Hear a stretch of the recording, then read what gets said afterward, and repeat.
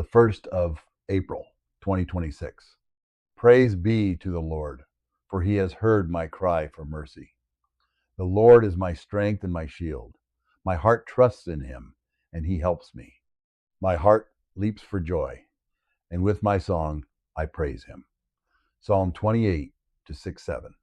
April 1 is commonly known as April Fool's Day, a day marked by pranks, half-truths, and playful deception.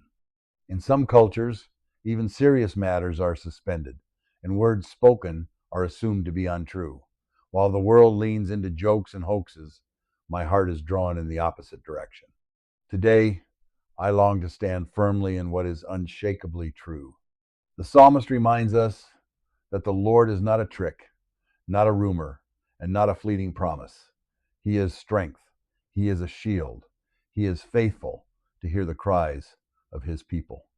In a world where truth is often bent, questioned, or dismissed, God remains absolute. What he says, he means. What he promises, he fulfills. This assurance stirs something deep within me. It calls my heart to trust not halfway, not cautiously, but fully. Trust is not passive. It is an act of surrender. It is choosing to believe God's character even when circumstances try to tell a different story.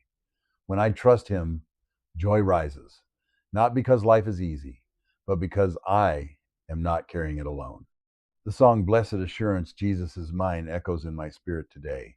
It is more than a lyric, it is a declaration. Assurance is anchored in us, in hope. It lifts our eyes from temporary confusion to eternal truth. But this assurance also demands a response. If God is truly my strength and shield, then my life must reflect that trust. Where am I still relying on my own understanding?